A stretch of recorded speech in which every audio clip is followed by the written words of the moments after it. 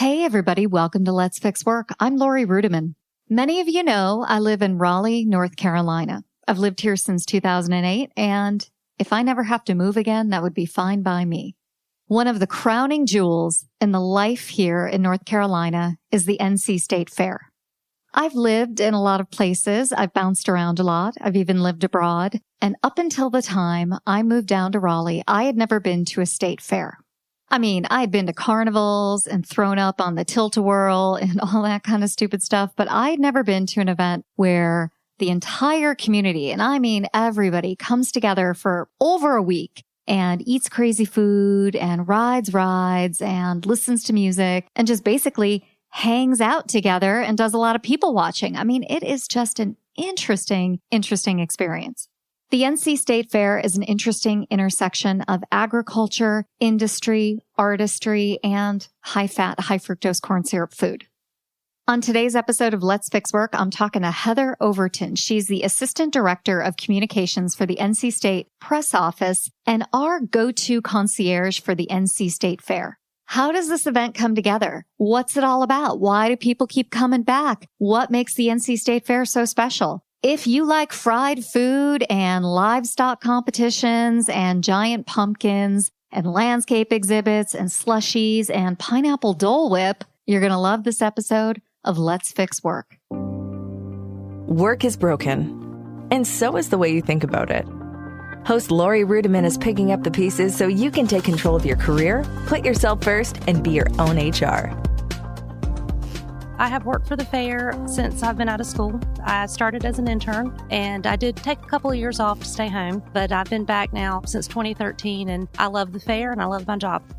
The NC State Fair is the largest event in North Carolina. It's actually one of the largest fairs in the country. You know, it's something that everybody looks forward to. It's family tradition. It's what happens in October if you live in North Carolina. It's just something that it's special for different reasons for different people. You know, sometimes it's the food, sometimes it's the ride, sometimes it's just, hey, I did this when I was a young child and now I get to bring my kids and they get to do the same thing.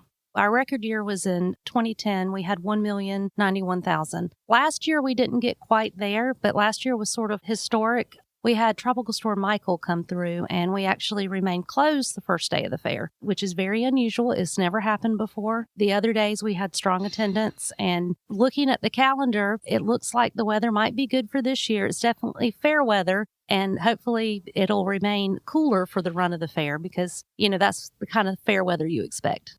Not cold, but definitely not 90 degrees, which we had a couple of weeks ago. And I kept looking at the calendar. I was like, okay, Mother Nature, the fair's coming. We've got to cool down just a little bit. This year, we have a lot of new grounds entertainment. The grounds entertainment is also the free entertainment that we offer at the fairgrounds. This is when you're walking around enjoying your food and the rides, and you might see stilt walkers. This year, we have Giraffe and her zookeeper, which will be walking around. We have a pirate riding a parrot. And then we have the steel drum band that'll be playing in front of Dorton Arena. We have Stilt Circus, more stilt walkers. And we have a Paul Bunyan lumberjack show and more. When you walk around the fairgrounds, these are things that you can enjoy for free. The kids like them. One of the things that my children, when they were younger, loved was the fire safety show. That will be back again this year. Different fire stations from across the state come in, like usually a different one every day, and they bring their puppets and their shows, and they draw big crowds, especially for the younger set.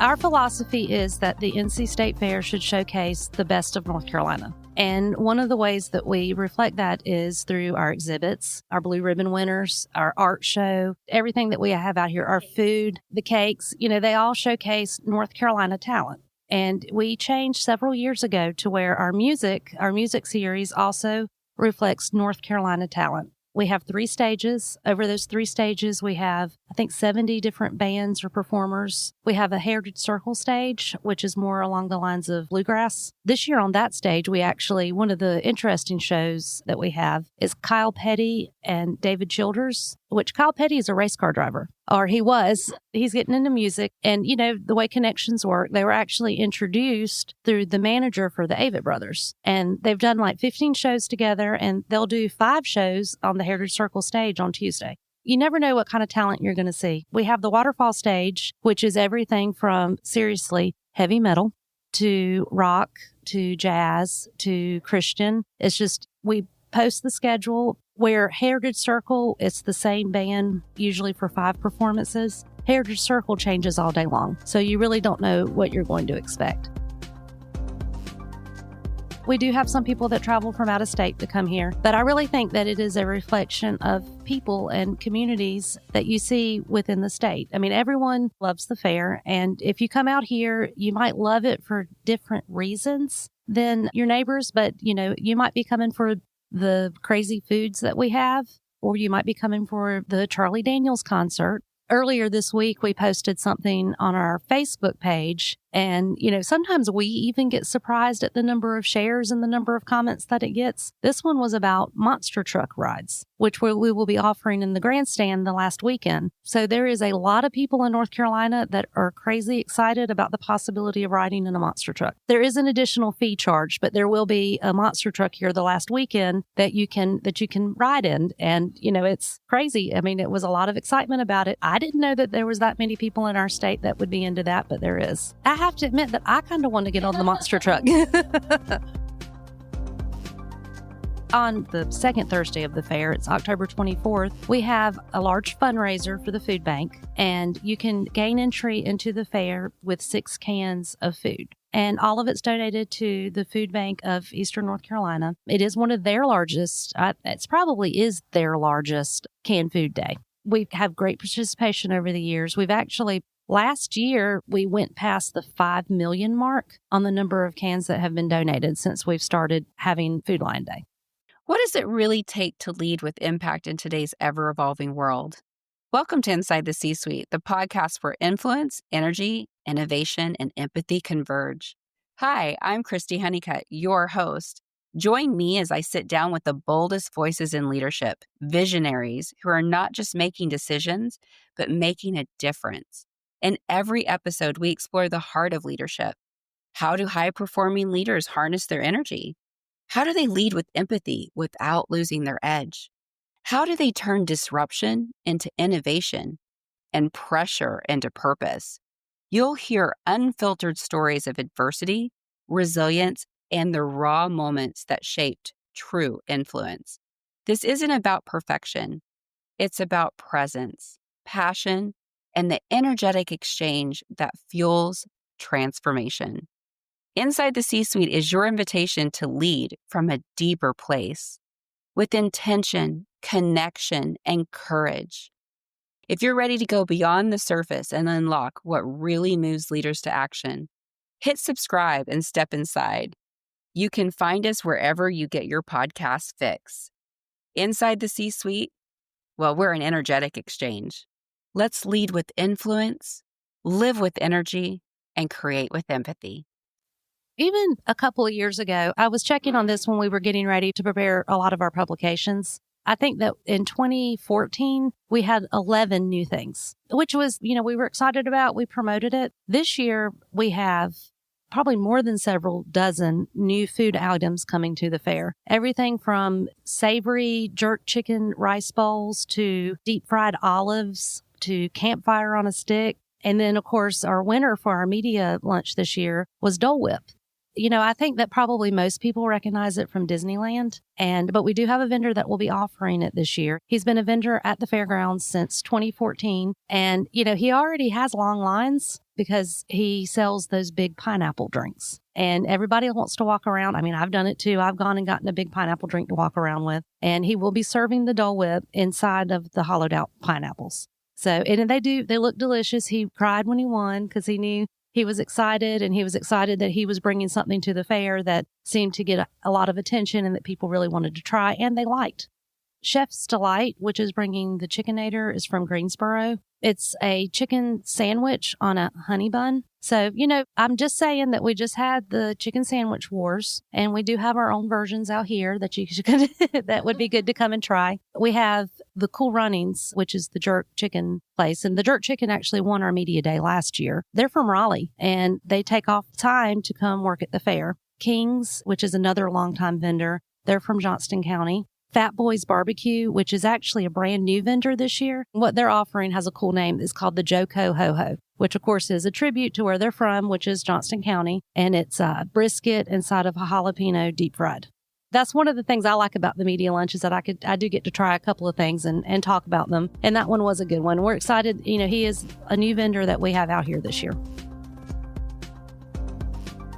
The state fair is run by the Department of Agriculture, and its roots are in agriculture. This is ultimately a celebration of North Carolina's number one industry. And agriculture is still a big deal in North Carolina. And we have the giant pumpkins. We have this year, our apples and sweet potato exhibits are crazy. And we have livestock shows. We have horse shows, and that's still a very important part of the fair. It is the backbone of the fair. The NC State Fair is a division of the Department of Agriculture, and the fairgrounds is a year-round operation. We have about 500 other events that happen in addition to the fair. That's when we lease the buildings. This would be for like the Greek Festival or the Southern Ideal Home Show or the cat shows. And of course, every weekend there's the flea market. And then they all clear out and then the fair sets up.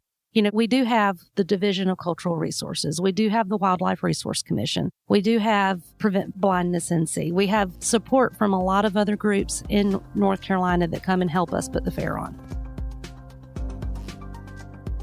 We have a lot on 300 acres. We do offer plenty of free parking. And one thing that we're really excited about is we have a new parking lot over off of Reedy Creek and Edwards Mill. And there's lots of parking spots there. And you take a shuttle to the fairgrounds. So you can park there and grab the shuttle and you're dropped off at gate 8. We also have park and ride options from Triangletown, Carytown, and there's a couple of other places that we list on our website.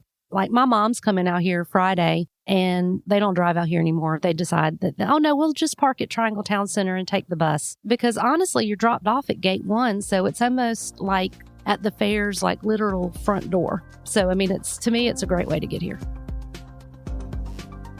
We do plan the fair year round. We usually start looking at our advertising treatments and sign treatments and colors like in the wintertime. We have people that go and look at entertainers even before then. It's November and December. We're looking for possible entertainers to bring to the fair. There is a lot of work that goes into it, and it is year round. And we also evaluate what worked and what didn't work when it comes to events. We have group meetings where, we put up whiteboards and write down what we liked, what we didn't like, what might need to be changed for the next year, because we're all very proud of the fair. One of the things that we ultimately want to do is keep improving it. We put people at the gates and ask questions would be, how did you get here? What's your favorite thing? And that's how we know definitively that people's favorite thing is the food, because we've asked that question. Well, why do you come to the fair? One of the main reasons is to eat. A couple of years ago, we started partnering where we have a sanction show with the Giant Vegetables Commonwealth, and they bring even more giant pumpkins in, which is fun. The show's today, and we all get a little bit excited about it too. It's very interesting to watch them move a giant pumpkin. They use a crane and they have like straps and they strap it and you move it very carefully, because one thing you don't want to do is bust someone's giant pumpkin. I like to tell stories, and I like to point out things that people maybe on the surface wouldn't know when they come out here.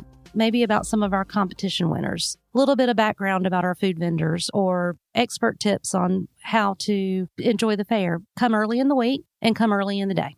Historically, Thursday and Friday are two of our lower attended days. The last weekend is crazy. And that's my main advice is if you are coming to the fair, come early. Don't wait till the last minute, because people watching is always fun and I enjoy it too. But, you'll have more room to move around, probably less lines if you enjoy the fair the first half. Competitive exhibits are blue ribbon winners. They would be the cake competitions, the jelly competitions, the 4-H competitions, FFA. We have our horticultural exhibits. That's the giant pumpkins, the giant watermelons. We have garden displays. We have commercial sweet potatoes where they have to set up their box. Like I said, tons of entries for that this year. Our apples. We also have beads and honey. We have our Sale of Champions, which happens the first weekend.